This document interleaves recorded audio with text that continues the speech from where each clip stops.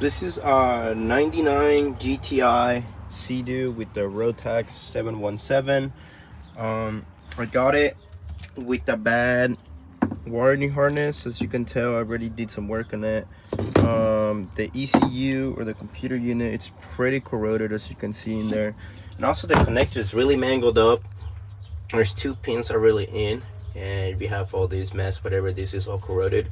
Well, as I'm continuing to diagnose the cable situation, it turns out that everywhere it's corroded, even on the gauges for the steering wheel where you put the key and stuff like that, it's pretty corroded. As you can see, like you can see in there, it's pretty bad.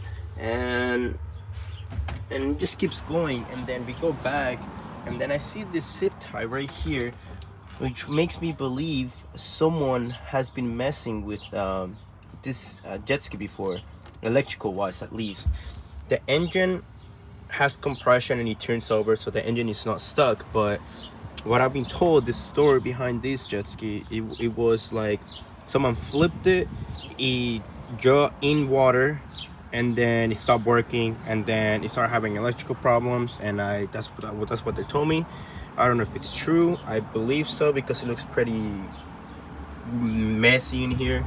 But the engine turns. I mean, it turns pretty freely, and it has really good compression.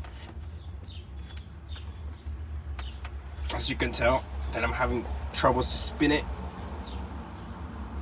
So you can also even hear the air sucking in. Moral of the story: engine turns just fine, so it makes me believe the engine is pretty good. So at least this is a good core. At least I have not checked in parallel anyways, but it has been sitting since 2017. It's been a while. I don't know when was the last time it was ran. As you can tell, it's pretty messy. Also, the seats are in really poor condition, as you can tell. But yeah, so I have finally put the harness out. As you can tell, let me go in the light. As you can tell, the original ECU wiring harness is messed up and all mangled up. There's a few pins missing. There's 1, 2, 3, 4, 5 pins that should be missing because of from the fuel gauges and the speed gauge. So I pulled them out from the connector. I mean, I didn't really care because they're all mangled up. If you open this one right here,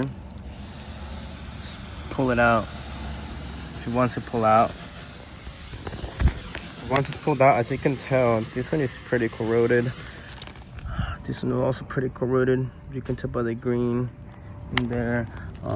There's multiple stuff corroded, as you can tell. This is also corroded alongside with this too, and this one you can tell by the like greenish hue color in there instead of like gold or gray from the aluminum right here. This should not be bluish. I believe this one, has already show you that one. As we continue going down the line, everything is pretty corroded, even this one, and every single one of them has electrical grease for some reason. This is the alternator plug.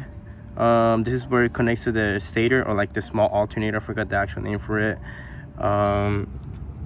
This is the little temperature at the top of the head, and we keep going down. This is all the way in the back of the battery.